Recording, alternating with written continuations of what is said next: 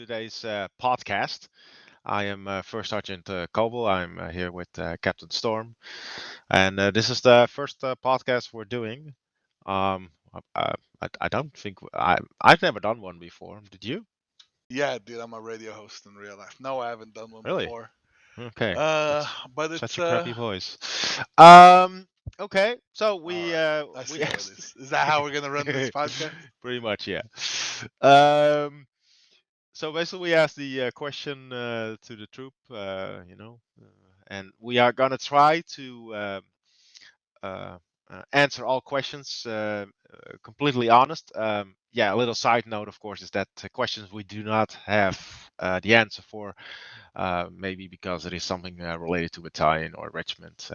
We will come back to, and we will, for the next podcast, invite the guys that know the answer to the question and then ask that question. So, um, okay, well, I'm gonna start. I think this is something you can answer, since I don't really have an answer on this one, to be frankly honest. This is from someone anonymous. With the Echo 27 completely collapsed, I have lost two of my troopers to the resulting split-off group EXO. What is being done to stop them from poaching our members? Well, I mean, just the standard things in place. Really, it's if it's something that we know is going on, just report it up the chain, and we'll take a look at it specifically. Because of the recency of the event itself, I'd say there's not like a specific emplacement for them, or maybe people aren't looking out for it just yet. But if that is the case and you feel like that's a concern, definitely send it up your chain of command, and we could probably have tech ops take a look at that. To be honest, not sure if that's exactly how the process works, but somebody will start an investigation essentially. And if that is deemed to be the case, I'm assuming, because this is how it's been handled before, is they'll send somebody to talk to them, say, "Hey, we have an issue here. Can we correct it, or can you help us out with it?" Outside the scope of that, obviously, we can't stop them from reaching out to cab members and I guess offering them positions or poaching them, like this guy's asking. Um, so that's it. Would really just come down to whether or not that trooper is enticed in that at that point. But from the CAV standpoint, officially, all we can really do is investigate and then handle that in the manner I just described. Yeah, good answer. Also, not very lengthy. Sorry. Dude, you're um, you're gonna be the only one laughing at your jokes. You know that, hey, right? hey, well, at least someone laughs about it then. Dude, I know the Oh only one that's yeah, gonna laugh is Connolly, dude, just to make you not feel bad. probably, but who cares? Oh god. Next question. This is from the same person. I'm just gonna read it out loud. Let's see. During the last CSC, it was rumored that platoon FTXs were going to be phased out. Phased out. Can you please clarify? As far as I know, that's not happening. No, it's a misconception there. So they're not being phased out. The order that Reggie sent out and what they were discussing is they're making company or troop FTXs mandatory every other month. So, and on the following month, I guess I should say, there there doesn't have to be a troop FTX, and you can hold a platoon FTX during that empty period. So it's essentially just turning into a 2 month cycle of company FTX followed by platoon FTX. That's all it was. We're still holding platoon FTXs. This is more so for companies that didn't have a set standard throughout the regiment. Uh, so that's just how it's being handled. Yes, we're still having platoon FTXs, and yes, we're still having company FTXs. It's just been clarified the manner in which we're going to run them. Yeah, it's pretty straightforward. Okay, well, question. Thanks for pitching in there. Yeah, thank you. Commentary is always valuable, dude. Absolutely. Um, the last question is, what is the future of medical inside the troop? Uh, Oof. Yeah, is a that's rough that. one. So, Well, I we, mean, we it's promised to be completely honest, so let's be completely yeah. honest. I mean, it's no surprise that medical is in a bad spot for a variety of reasons that led up to the point it is now. Uh, Honestly, from my point of view, the goal right now for medical is to one, stabilize the hemorrhaging, so prioritize quality of SPs, which from the last week, this past week, it gave me hope. We can definitely grow the MOS if we continue to run SPs like we did last week. Um, so we've solved some of the issues so far, and I think it is just enough to stop the hemorrhaging. But for the future of the medical MOS within the troop, I mean, it's still going to stay the same, more or less evolving as we go along. So they're still going to be included in operations. I think the only thing that may change is, and that's entirely up to the members as well, is just exactly how they're executing uh, their medical SOPs or their treatment of casualties, let's say. One of the main complaints was when they go to treat MASCAS, it's either one, people aren't like self carrying, or two, it's too dangerous to go there, and the casualties aren't being sent back for the MOS for the medics to then handle. So, in short, it's still going to stay relatively the same, probably with improvements to the overall knowledge of the troop, and we're going to try to also get it sent out to the entire ARMA AO. How to better deal with medics. So just shedding light on that, um, and continuing to nurture that MOS, what's left of it, so it can grow back to hopefully a platoon. That's the plan by the end of the year. That's pretty much it. Honestly, it's going to Yeah, depend a I would lot love on to see our them. support. Would love to see them go back to a platoon. I think the main thing what went wrong is that they lost so many members over time, and their MOS was just too widespread. You know, we had the medical, we had the logistics, we had basically fort building or whatever you want to call that. So the I cannot come up on the word fortification building. Thank you. So if they just you know solely focus on the medical side, I think yeah, then it's also clear for anyone who joins because basically what it is that when you're a new recruit, you join because you want to do medical and then you come in this meta group and then you find out, oh, we're not doing medical, no, we're also doing logistics, we're doing repairs, we're doing fortification building, which most people don't want to do because they just want to do the medical. I understand there's a small portion uh, of the squad or platoon that likes to do that stuff, but yeah, I think that we just should focus purely on the medical right now. At least that is our focus at this moment. Yeah, the numbers just they just limit the options at this point. Yeah, but it's a good question, and if the person who asked this question listens to this and wants to continue on that question, feel free to do so because yeah, we're happy to answer any questions regarding this subject. Yeah, well, short of it, we're still planning on supporting the MOS in its Yeah. entirety. So Okay. it's just something we're going through right now. All right. Okay. Next question is from. Since this is anonymous, we will not say a name. I can just tell you he's a platoon sergeant in second platoon, uh, but no name. Nice, dude. Nice. Yeah, yeah, yeah. I did Well, that he smoothly, did didn't you? include his name, so I Yeah, don't think oh, he he cared did put in about his name. anonymity. Yeah, yeah. What training is troop staff doing at the company level to ensure they are competent and capable during FT access?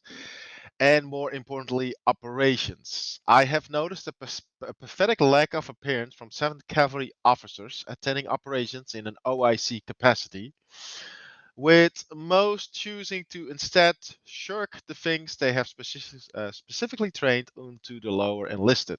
This has caused a divide between the enlisted and the officers in terms of questioning their capability as officers to actually be able to OIC for operation in the 7th Cav. Operations are a core experience. Having capable and competent officers who are proficient in that training in that role is vital. So, as the question asks, what is the troop staff doing to ensure they are keeping on top of their training for combat operations? I'm going to start by answering this first. I'm glad you pointed out for that it was cavalry officers, not NCOs. That's one. But I'm sure you're also referring to me. I do not join a lot of operations, not because I do not interest me or anything like that. It is primarily that they happen at time zones and dates that I work. Um, like for example, yesterday it starts at 1800 Zulu, which is in my time 8 o'clock, so 8 p.m., and I work till 10 p.m. So yeah, it's simply for me impossible to join those operations. It's not um, I do try from time to time. The next thing that happens is that it is very difficult for a first sergeant to take on a role in any of these operations. Primarily because the way these operations are set up is that you have a platoon leader and a platoon sergeant who are basically in the lead, and there's no such thing as a first sergeant position within those operations in most cases.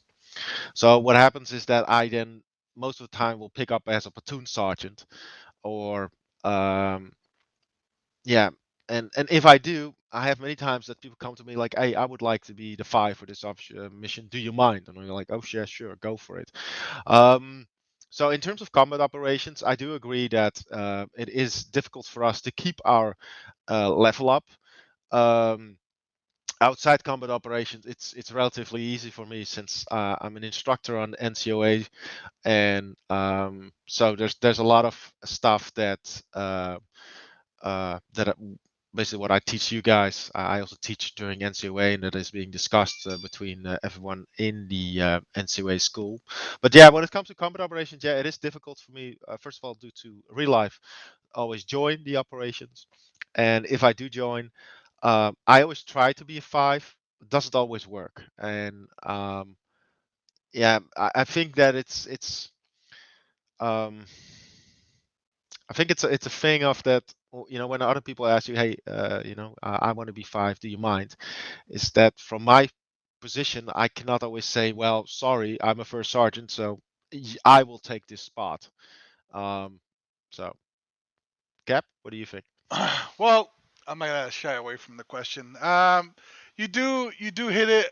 You do hit the nail on the head. Not only on the issue that we as a troop staff have talked about even recently, like within the climate change, or not the climate change, the yikes, dude, the leadership climate survey. Um, I feel like there's definitely the goings on throughout the CAV. This isn't just like a troop staff issue. But I'll hit on the troop staff point in a second here. Is that officers haven't been really OICing, or it's really only like two max like officers that are consistently OICing. The one that comes to mind is like Gan.T. I think I see him pretty frequently at Warfare Wednesdays, sending up as OIC for that. Um, but yeah, that is a problem throughout the CAV. I'm not sure how exactly it's being handled. I think they've just been trying to encourage people to show up to operations the OIC. Um, but as for the troop staff point, uh, I mean, honestly, I don't have an answer for you. Uh, I have. This is gonna sound like an excuse, but it's not. I am pretty familiar with how things work within each of our MOSs. The least familiar being the medical MOS, because I haven't done all of their courses, but I've done every course or been involved in the creation at least of every mechanized course, every armored course. So I'm very familiar with how they work at the most in-depth levels. So in the sense of understanding how to operate at least Bravo Troop, I know that thoroughly, and I could execute that thoroughly as needed, and I have in the past. Like this is in my first uh, troop position, so Yeah, it's it does sound as an I, I excuse though. No, no, I know it was going to, which is why I clarified. But Ah, to answer your question specifically, Geki, nothing. We are doing nothing at this point to remain competent, but I do want to address that moving forward. That's a good idea. We'll think. I guess really the only solution would be to show up to more operations. My time is limited, but I think I can squeeze in more Saturday ops. So I'll be looking at my schedule and trying to address that concern for you, Geki, because obviously it's more than just Geki that thinks oh this yeah, no, way. definitely, yeah. So I think a lot of I people don't think want to this give way. off that misconception like your troop staff is incompetent or that we just don't care. Um, so that's the way I'll be handling it, at least to remain one active and two competent MRO. Because I'm a pretty firm believer in if you believe you don't have the time or you don't have the competence to do the job, then you should step down. I'm not at that point yet, but that's yeah. I guess you have my word, guys, on that. That if I do get to that point, I would step down. Oh, you know, Uh, I'm in complete agreement with you on that. It's for me basically the same. I always believe that if there's someone who can do my job a lot better than I am, then yeah, let the me only know. I'm happy to step down. I must say that certain people may think they know it better than I do, but they they don't. But which is fine. But yeah, if you have interest in this job and you think you can do better than me, then please let me know, and I will inform the sergeant major that you think you can do it better, and he will put you to the test. well, there would be more. There's more billet selection stuff, but Definitely, yeah. yeah. I hope that answers your question, Geki. That was a rough one, and Very honestly, long what I answer though. expected from these podcasts. So, Yeah. um, yeah, that's the best I can answer that one. Yeah, it sounds That's more like one of those presidential speeches than a boss cats, but hey, we're as getting long as there. it inspires the troops, dude, and it lets them True. know that we're listening and that honestly they should be holding accountable. So thank you for Yeah, that, Geki. Thank you. true. Cool. Um, Now, Geki, of course, if you have an additional question regarding our answers, then feel free to do so, of course. Okay, moving on. You, Next one. you can respond in your DCS. Yeah. Yeah. Oh, that's funny though. Let's see. What made you start a podcast for this troop? I think yeah, I'm gonna be. So basically, what happened is that we had the. I think it was called the command The leadership survey. Oh yeah, that climate was it. Yeah. survey. That was it, yeah. And from that we got responses where basically people were saying that we are not open enough, that we do not communicate enough through the chain down to the lower level. Um, and yeah, that basically we had a long discussion about that. Um, and yeah, that's basically the whole reason why we started this podcast is that we want to give you guys the opportunity, ask all your questions. Yeah, we will try to respond honestly. Yeah, and basically give you guys there are no real secrets, as in terms there isn't much going on company level than it goes on platoon level. It's we get stuff from battalion and we just send it all to you guys. So Or we communicate with your platoon staff on things that yeah, need to be handled internally. Something to note as well from the climate survey. I'm not sure if Darren wants me to share it, but communication from platoon staff, at least within our troop, was pretty high. Like you guys were getting the information, and you guys scored them high in terms of communication. Um, so there's at least that one, your platoon staff is talking to you guys about relevant matters, and two, um, when we see issues that need to be addressed, your platoon staff is sending it down, correcting it, and you guys are responding positively to that. So the communication is there. Maybe it's just not as transparent as some of you would like it to be, which resulted in this podcast. But yeah, continue on your point there, Cobel. yeah, Go ahead no, if you want. I was already making my point basically. So I think it's yeah, it's a good way of reaching out to you guys and give you guys some insight on how we think, how certain things come to a point where we communicate them to you. And so yeah, that's basically when we started this podcast. And who knows, maybe people will not like it at all, which is highly possible.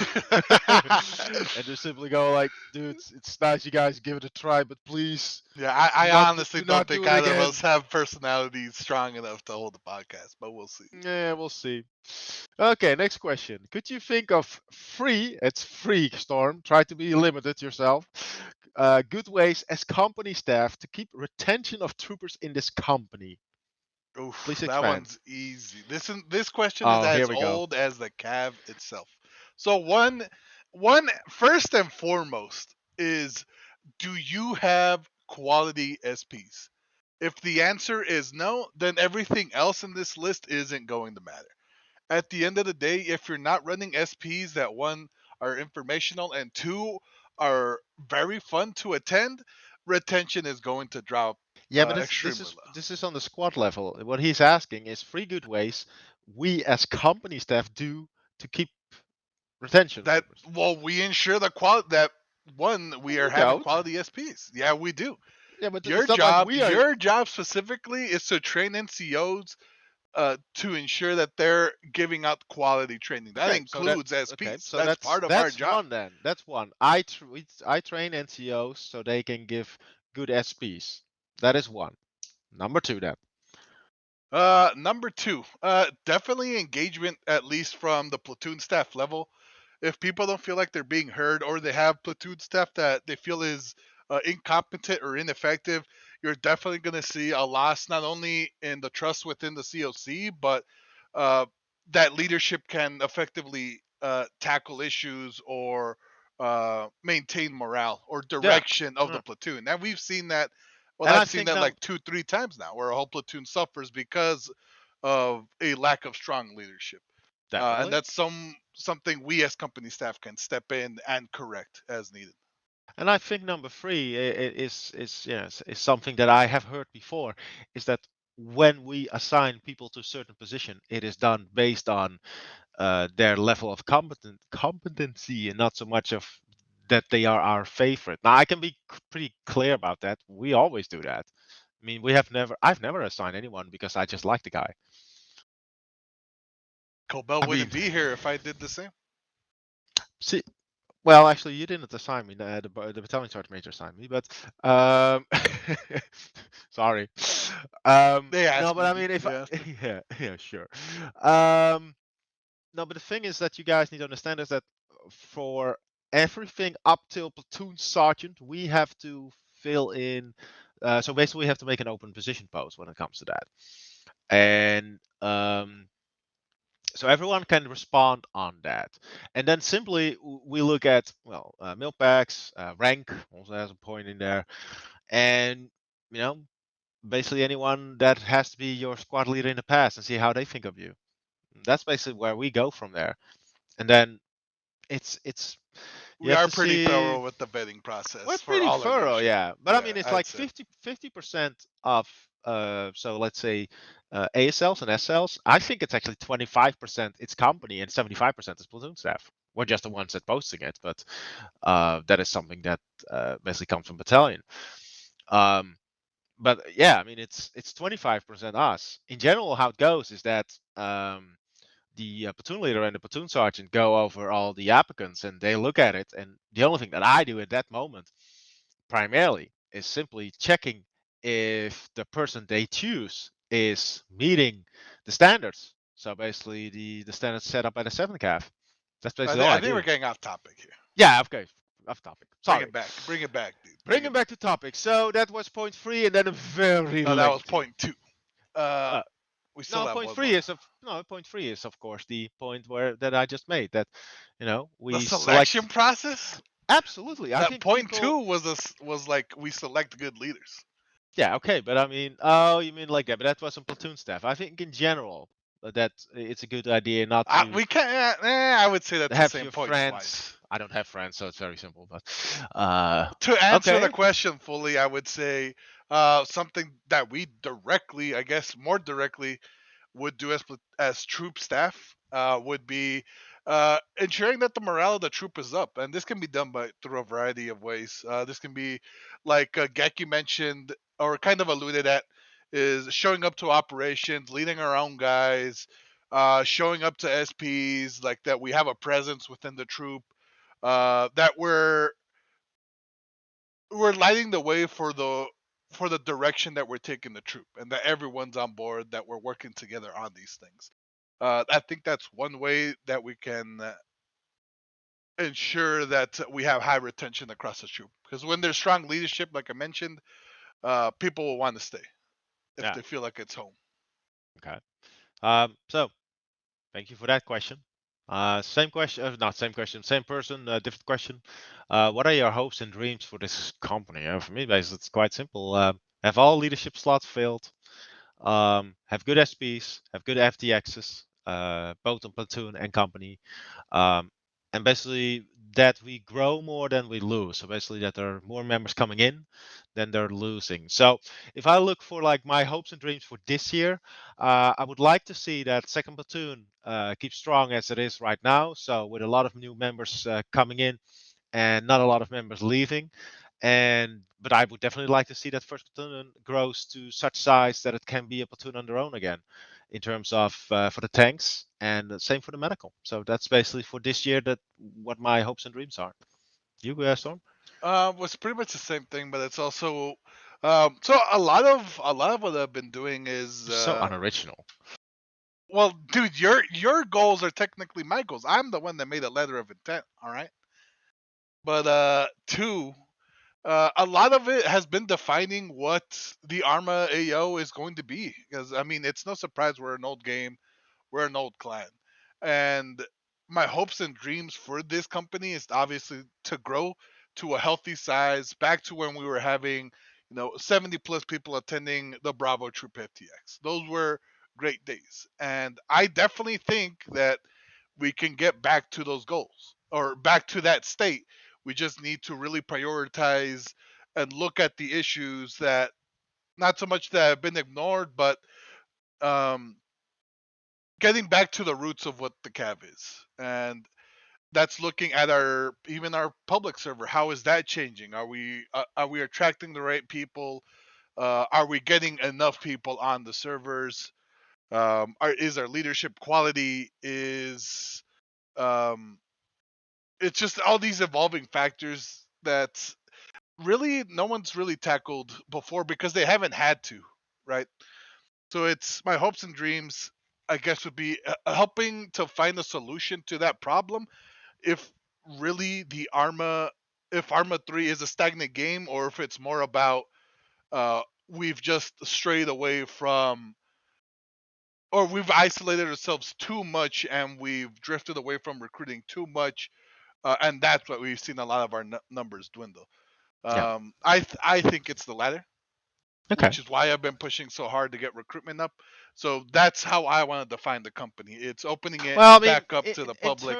in terms of recruitment, I can tell you one thing is that there's a lot of recruits coming in. There's also a lot of people who are not following, are not being followed up, and it is actually something that I'm also a drill instructor. Is that I tend to whenever I do drill, so boot camps and briefing with them, I just try to do it as fast as possible. Officially, I have to wait a week or something like that between them, and I just don't do that. I'm saying that in a podcast right now that I'm not doing what I'm supposed to do, but I always I'm already feel like, writing up the PM, dude. yeah, you can do so. But I mean, the thing is that I can remember that when I joined the CAF, I had to wait like 2 weeks between the briefing and the boot camp. I'm like, what the hell does it have to take so long?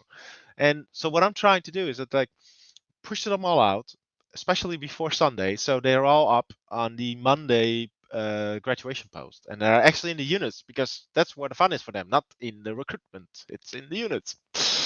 Okay, but we're What are you drifting off. talking about, dude? Like, how does that even answer the question? Huh? No, Well, I it's don't my even hope. know what you're talking about. Oh, sorry. My hopes and dreams for this company is that You Captain already Storm answered them. lengthens You his just copied. doesn't You lengthen just his copied. answers even You just more. copied my letter. Did you? You just read off my letter of intent, dude. Which is Yeah, good. probably. Did I? Oh, Yeah. oh, I okay. don't want you. Oh, I don't want I, you I would thinking like your to own change. things, dude. Because then you slobber on I Windows. would like to change my answer to that. Okay, let's move on. This one is from Anonymous. The Well, group I can. anonymous, the hacker group anonymous. This is from Yeah, them. something like, They submitted an answer. yeah, with scary mask and shit. Well, we going for question one. In terms of your question two and three, um, those are not real questions, so we're not gonna answer that. It's just a little bit silly. But I'm Hold willing to on. answer. The question: what's the new makeup policy, and why do we? And why do you hate troopers with full-time jobs? Okay. So Um, first of all, yeah. Well, the new makeup let's. policy is I essentially the only thing that's changed, really, in the new makeup policy is Warfare Wednesday uh, just doesn't count for makeups anymore. And this is because very small group of people were abusing it, not going to SP. So we're having issues with the quality of SPs. Like I mentioned earlier, they need to be high. Those are our core experience. Um, these people were just going to doing their makeups at Warfare Wednesday instead, Yeah. which is obviously not the intent of Warfare Wednesday, and just circumventing the process we have in place. Well, to give you So guys it's an not. idea, Well, because let me Storm finish. keeps. Well, you keep It's yapping, mate. dude. Come I on. know. I'm staying It's on it's point. it's Is the it's. thing. It's we don't hate the troopers with full time jobs, but if you're having issues attending SP, there are tools that help you mitigate that. It's either you can submit LOAs, you can do makeups with your SLs, or really any SL within the Arma AO, you can do a makeup with. All you have to do is just send a PM to your SL saying, "Hey, I was at this SP. Here's that SP hosts to confirm that," and that's it. Like there are ways to do makeups that are outside of Warfare Wednesday. So to me, it just seems like this guy might be one of the people that abuse the system, and now they don't like that every Warfare Wednesday counts as SP. So Okay. I'm sorry you feel that way, guy, but it's more important that we have higher quality SPs and that we're holding each other accountable to that agreement of attending our own SPs, because that's what it No, comes down no, to. no, no, no. It's a very political answer, and it's mostly you're explaining what Battalion wrote. But you and I both know that we discussed it very lengthy. See, so you wanted to interrupt me for that little tidbit, dude. No, I wanted to interrupt you with the fact that I understand where this question is coming from, and I also have problems with this new policy. So it's not Okay, it's I but it's understand why like it is. okay, but we Yeah. can't circumvent like Oh yeah. you're only hurting your squad, but not by not attending your own speed. This SOP wasn't put in place to how many more people can we get to drop out of the cav. It's we want to increase retention. People are abusing Warfare Wednesday and it's obviously not what it's for. We need to get these people back to SP so that uh, everybody's having fun again. And in some cases, this has improved some of those abusers. Like they are returning to SP. So it's not out of an inability to attend SP that they're doing this. It was out of just I don't want to attend my own SP, which is not a viable reason for doing so. If you have a full time job, yeah, I get it. I'm sorry that you don't have enough time, but there are ways we can fix that, and that's again through LOAs, through transfers, through makeups. So there are tools for you to get that done still.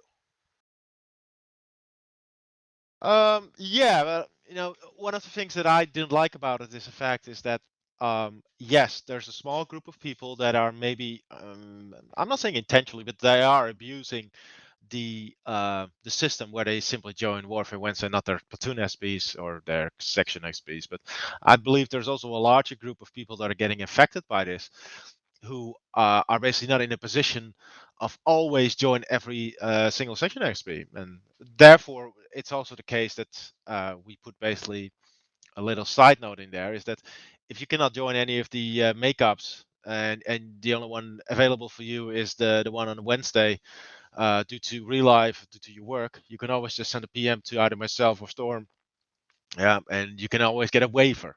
If your reasons are well, then there's nothing stopping us from giving you a waiver for it. Well, you're all quiet now. Well, yeah, I mean that's true. I'm not gonna. Yeah, It's not like I'm out to get these people. I'm It's sure you just. are. Yeah. Yeah. Okay. That's why you became an officer, though. I became an officer because I didn't like the leadership above. Yeah, there you go. Yeah, that's true. Yeah. Okay, so I hope that answers your questions. If it's not, then Yeah. Let's not shy yeah. away, dude. No, no, no, not at all. I mean, if it's not your, if you don't like the answer or you have felt more questions regarding this specific subject, or you want more clarification, you know how to reach us. Um, then Where can here's I find the dwarves to where retire, dude? where can I find the forms to Oh retire? my god! I mean, if you This don't is know the answer to that, then you're probably not eligible to retire. well, yeah. You do not have to worry about that. It's very simple. Just simply do not post any roll call, and Yeah, you will out. yeah, we'll get that handled, dude. Yeah. Don't you worry about it. Why does Charlie Company ruin everything? That's because they forget to deploy their parachute when they jump out of an aircraft. I So, mean, next generally, question. Yeah, they're I don't. just Charlie. It's in their nature, dude. I They don't they know. can't Charlie help Company's themselves. fine, It's like asking why water is wet. You know. right? Because it's liquid. Let's see. Okay, last line of questions. Let's see. Um, this is a very lengthy question. Wow. Oh my Does god. yeah. You know what? I'm gonna try to make parts of it because otherwise it's gonna take forever. Does leadership understand that the constant criticism on performance with very little positive feedback are stifling our enthusiasm for the game? Let's see. The reason leadership in the past has been so successful is that they actually treated us like adults playing a game together while educating us on how to play the game better. The current trend in leadership is to act more as authorians than teammates. We should definitely be trying to be the best that we can, but it should be because we are enthusiastic about playing together. Clamping down on NCOs, generating more restrictive SOPs, and constantly criticizing players' performance while frankly not putting in much effort to befriend and relate to the troopers are actively stiffing our enthusiasm. This is a hobby we all do for fun, so we can play with our friends and learn about military tactics by employing them in a video game.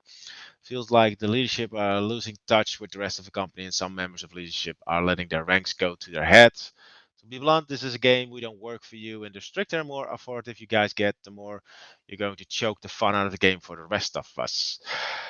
Um, This reads like. this this isn't a real question. I mean, I do not Yeah. look. I have absolutely no problem if you have a question that I can answer, but this sounds more like a statement, and I'm fine. Look, I have no problem reading out the statement for everyone, and I can give you my 2 cents about it, but it's not really a question. The only thing is that the only first part is a question, but that is now that's also part of your statement. So I'm not sure what you're trying to reach here. Well, it's I Um, guess the first part is a question. Does yeah. leadership understand that their constant criticism on performance with very little feedback are stifling our enthusiasm for the game?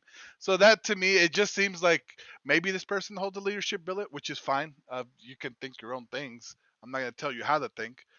Um, but it seems like there's a fundamental misunderstanding on why we provide the feedback that we do. It's not because we want you to feel like shit. It's because we want you to improve, not just for yourself, but for the people under you. So you feeling like this makes me think uh, I want to be an asshole about it. And I do understand maybe some of the reasons that you feel this way are. Maybe, yeah, we definitely have a point in maybe we can try talking to you, whoever you might be. Uh, and that befriending you might, in this sense, remove maybe the perceived hostility uh, from troop staff when we provide that feedback. So again, it's not out of we're trying to just remove the fun. It's in clamping down NCOs. It's we're holding people accountable, and that's not. This isn't just NCOs. This is everybody in the troop, including ourselves. This is, and yeah, like everybody has room for improvement as well. Like I mentioned earlier in the podcast as well, and we'll try to work better on that to rise to the standards that you guys want us to be at, as long as they're reasonable, right? And we expect the same of you guys. So by, I guess, quote, clamping down on NCOs, unquote, uh, we are providing a better experience for everybody because these NCOs are becoming more knowledgeable. They're actually adhering to their duties, like, for example, holding SPs, getting roll calls up on time, talking to their troopers, mentoring them so that they can better do their job. And this is also platoon staff that's doing this, and primarily platoon staff that should be doing this. um Seeing that hostility there instead of constructive feedback is maybe something that we can look at as your troop staff. If you're not feeling like you're learning from this feedback, or you're getting provided some sort of positive experience from it, then we can definitely investigate what's going on there. If this person could reach out to me and like elaborate a little bit more on this, I would definitely look into it. But as is, the feedback that we give again is to improve, not to just make you feel like you're the worst person in the world. Um, but I Hmm. guess the short Yeah. of it is, well, I'll try talking to you guys more. Um, I've always been an easygoing guy, and I feel like the people that I interact with the most, like platoon staff, they can definitely approach me on issues.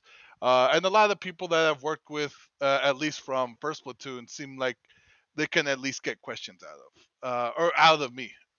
Yeah, if they So have a long time to listen to it. yeah, Yeah. Um. well, at Okay. least I answer the things, Cobel. I don't Well, just ramble on I in do my answer, but age. my age, I'm almost twice your age, and my answers are Exactly, like dude. You're about to fucking half that croak, dude. shorter. Yep, I know. One Maybe step that's why you into the ramble, brother. grave. What? Ah, Rambo. Okay. So, second question from this person who is obviously in the medic section, narrows it down a little bit. Why has it not been made more clear that the new SP makeup SOP was amended to allow makeups to be made at any official armor-free section practice rather than within our direct MOS? It feels like this should have been clarified in the original policy update post. Yeah, when it comes to these policy update posts, um, we basically get everything from battalion. We read it through, and when we think it's clear, then we just post it. And naturally, what happens then? This is a basically natural progression. If people have questions, they ask questions about it. We answer them. So um, yeah, if you didn't ask that question at that time, then for the next time there's a policy update, just ask us the question if there's something unclear, like, hey, why isn't it in there? Then we can go like, oh yeah, yeah, you're right. We just add it in there, and thank you for your remark or anything like that.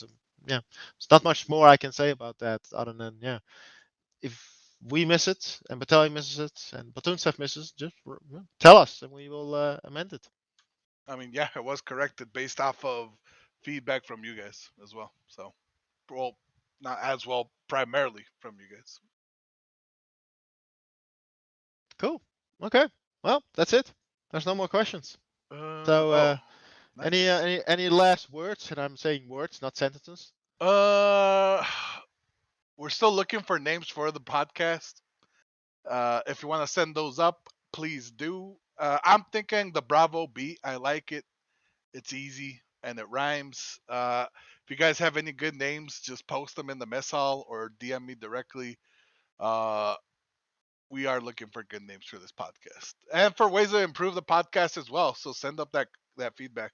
I am definitely looking. If this is something you guys like, I definitely am willing to put in effort to improve on it.